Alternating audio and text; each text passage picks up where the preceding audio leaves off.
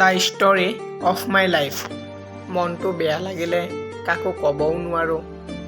সকলোকে খুব সোনকালে বিশ্বাস কৰি লওঁ, যাৰ বাবে বেছি কষ্ট পাব লগা হয়। অলপতেই খং উঠে আৰু মোৰ গৰম হৈ যায়।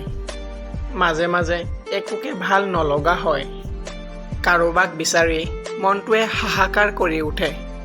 জীৱনটোত কি চলি আছে একো গম নাপাওঁ।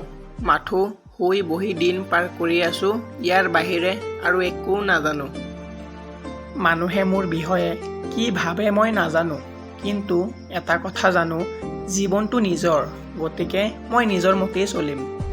আমাৰ জীৱনটো এটা জ্বলি থকা লাইটৰ দৰে, কেতিয়া ফিউজ হৈ যায় কোনেও ক'ব নোৱাৰে।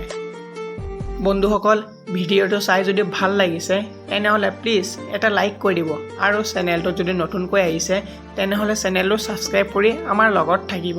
ধন্যবাদ। ভালেই থাকিব, সুস্থ থাকিব।